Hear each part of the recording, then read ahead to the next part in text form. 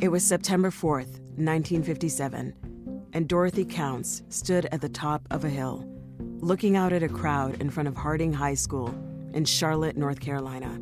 She was only maybe a 5-minute walk to the front doors of the school.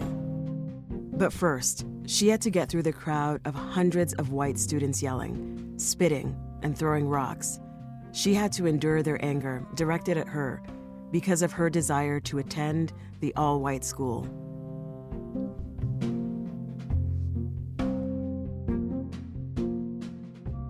Frustrated by how slow school integration was progressing 3 years after Brown versus Board of Education, a group in Charlotte met. They concluded that it was time to send Black children to predominantly white schools as a way to force integration. Dorothy's father, Herman, was a member of that group. Here's Dorothy Counts-Scoggins talking about her father's decision to send his children to white schools on WFAE's Charlotte Talks with Mike Collins. So he came home and we talked about it, and he applied for the 3 of us to go. My younger brother was in elementary school and 2 of us were in high school. The conversations around the table basically geared around equity, what was morally right, and also the fact that we, at this point in our lives, we deserve to have the same as everybody else. Ultimately, 4 Black students walked into mostly white schools on that Wednesday morning in September of 1957. It was Dorothy, Gus Roberts, his sister Gervaude, and Delois Huntley. Only Dorothy faced a violent mob when she arrived. Her father drove her to school that morning, and before she stepped out of the car, he gave her this advice. Remember, you can do anything that you want to do. Hold your head up high, and you are inferior to no one. With that, 15-year-old Dorothy found herself at the top of the hill, headed toward Harding High School. First, the students formed a wall. Then the violence started. A white woman in the crowd, Emma Marie Taylor Warlick, yelled out to the boys, telling them to keep Dorothy out of the school. She told the girls to spit on Dorothy. People asked me, how could you do that? And I said, I held my head up high, also with pride, that I am inferior to no one and I can do this.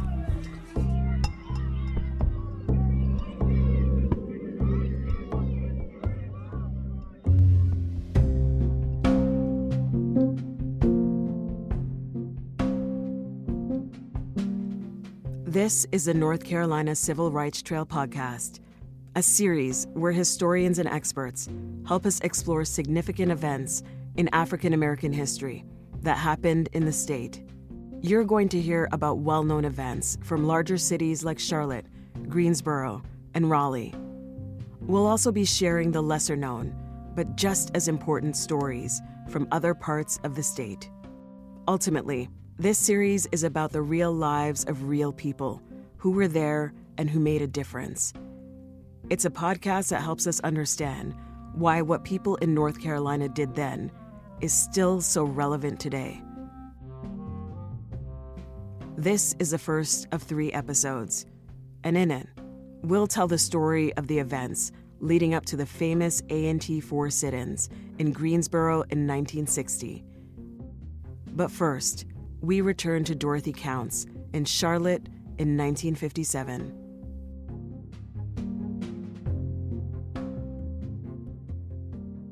As Dorothy walked towards the school doors, people threw rocks and sticks at her.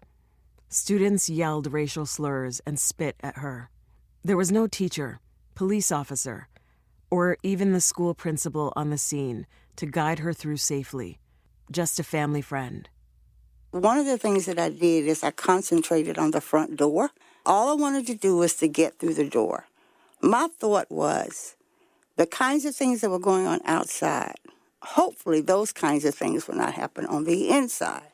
So once I got through the door, then I'd be safe. Once inside, Dorothy sat at the front of the auditorium. waiting with the rest of the students to find out their homeroom assignments.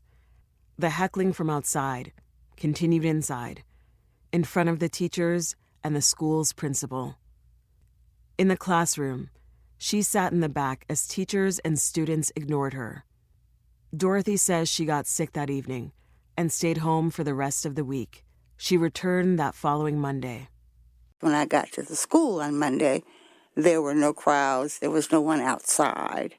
So when I walked in the building, I think they were all shocked because I'm sure they thought, okay, she's not coming back.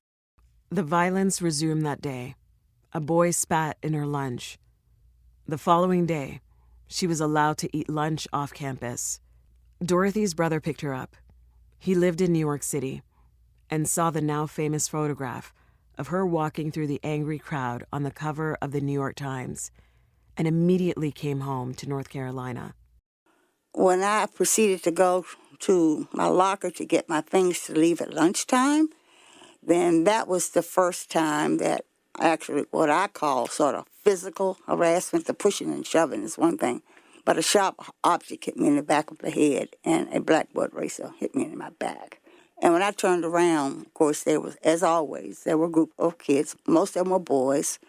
And then when I proceeded to walk out of the school, I got to the door and I saw my parents' car parked in front of the school, and the window was shattered, and my brother was sitting inside.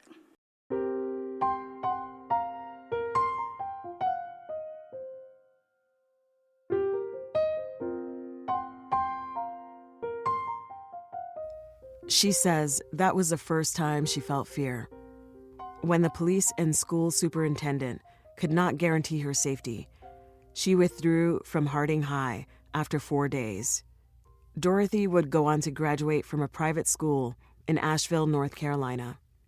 One of the things I always say is that day for me, it made me decide that what I was going to do in life, I was going to be ensured that what happened to me would not happen to another child.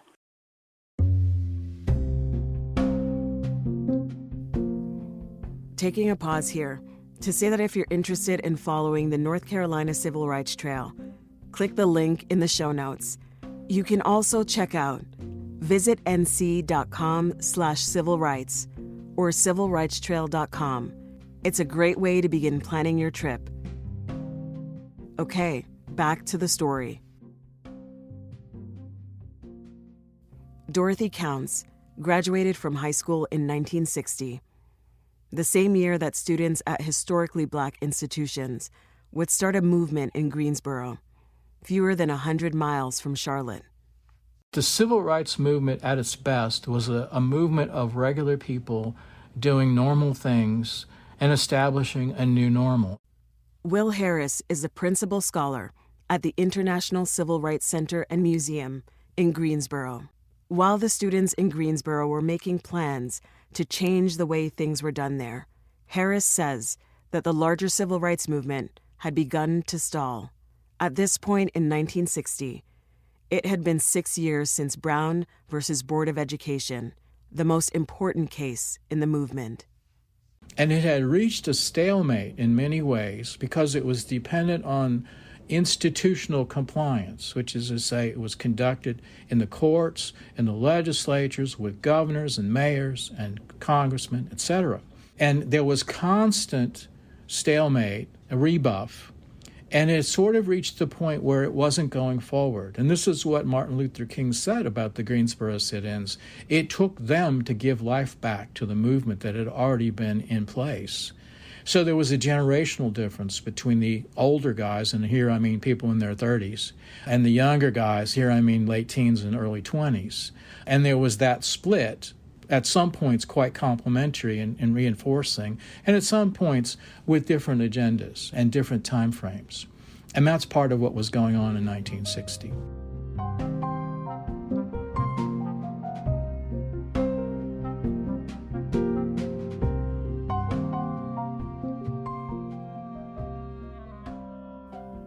In 1960, Greensboro, North Carolina, was segregated like most southern cities.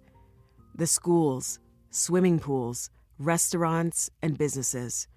Greensboro, though, was home to two historically black colleges and universities, or HBCUs. They are North Carolina A&T, known then as Agricultural and Technical College of North Carolina, and Bennett College, an all-women's college with a history of activism. The women who attended Bennett were known as the Bennett Belles. Everything you could think about a women's college, the pearls, the gloves, all of the pomp and circumstance around every season, everything. Keri Peterson is Senior Director of History and Exhibitions at the Levine Museum of the New South in Charlotte. In 1937, the Bennett Belles protested segregated movie theaters, and in 1958, Martin Luther King, Jr. gave a speech about race relations on campus at their school to a packed auditorium. No place in Greensboro would let him speak. None of the churches. They were afraid. Yvonne Johnson attended Bennett College from 1960 to 1964. But Dr. Player allowed him to speak at Bennett College, and he was always a great orator and a great speaker, so he just lit us up, even more than we were already lit up. Almost 2 years later, fed up with segregation at the stores in downtown Greensboro, the Bennett Belles started meeting in their dorms, planning to protest. When Dr. Willa Player, Bennett's president, hears about these meetings, she goes to one of the meetings and listens to their plans and strategies, which include that they're going to start this sit-in campaign, or this campaign of picketing in front of the store. Cassandra Williams is a tour guide at the International Civil Rights Center and Museum, located in the old Woolworths building in Greensboro. When she hears their plans, she makes a couple of suggestions. First of all, that rather than picketing in front of the store, that they would actually go into the Woolworths store and sit on the stools at the lunch counter as a means of protest.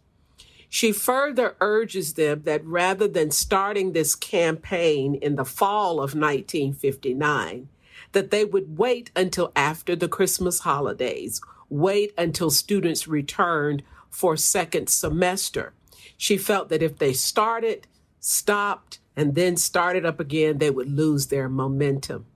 And that's the plan, even as students go home for the Christmas holidays. President Player made it clear to the students that her support would not waver, no matter what happened during their protest. What she said was, if I have to give out diplomas in jail, I will. What she said was, I will send your homework if you are detained. I will send your homework so that you won't be in a bad place in your classes and so forth. And I will send you food. While the Bennett Belles were planning their protest, 4 men at North Carolina A&T were planning one of their own. Franklin McCain, David Richmond, Joe McNeil, and Ezell Blair Jr. were freshmen in 1959. Frustrated with how they were being treated under Jim Crow, they would often meet in their dorm room, talking about the rights of Black people and how things need to change. Torrin Gadsden, assistant professor of history at the University of North Carolina at Greensboro, says the words of Martin Luther King Jr. surely rang in the ears of Blair, who saw King speak at Bennett College a few years earlier.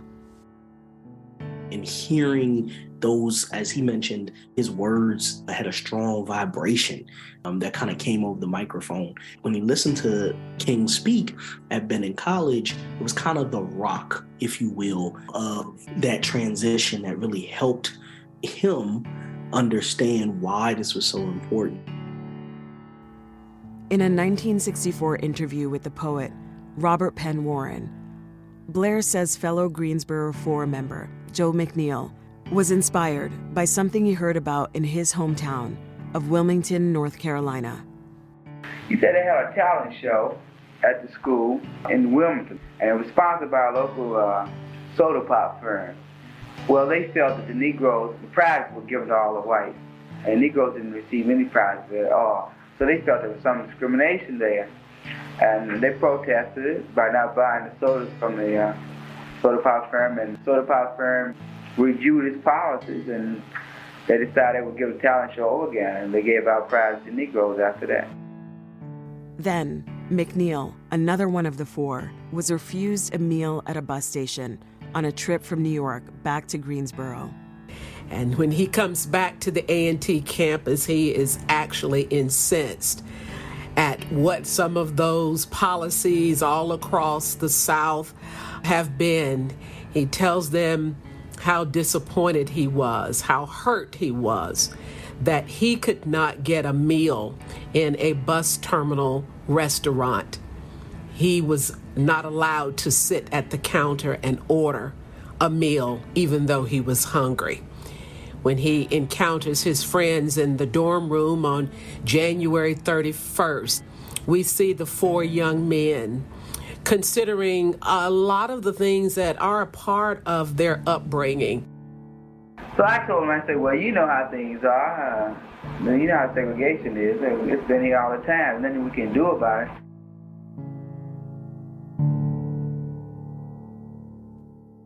Azell Blair Jr. tried to calm his friend down. And I asked him, well, what can we do? And he said, well, we ought to have something like a boycott. And I said, a boycott? And he said, yes, we should go in and sit down at the lunch counter. And he named Woolworth. And he said, after service, and if they refuse us, then we continue to sit there. And if we throw it in jail, we'll go to jail. And then we ask the people not to buy in the place. In the evening of January 31st, 1960, Joe McNeil walked into one of the dorm rooms where the others were hanging out.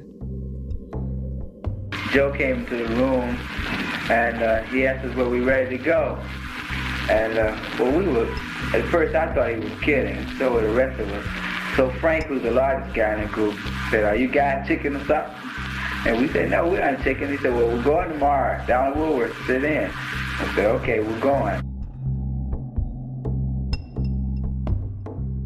The next day, the four men walked toward the F.W. Woolworths, ready to sit peacefully at the lunch counter. Keri Peterson says this caught the Bennett Bells off guard. And while they were on winter break, David Richmond and the other three said, we're going today. And so as soon as they got back, the women, they joined them, immediately, and take a lot of pride in that too. What the Greensboro Four couldn't possibly have known as they walked from campus down to the Woolworths was that this protest would attract students from all over the city.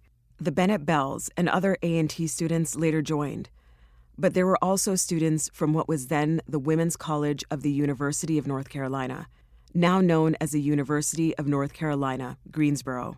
Local high school students protested as well. And so you have all of this action happening in the same kind of melting pot that is downtown Greensboro. It was only a matter of time before something like this would come alive and combating Jim Crow in direct action.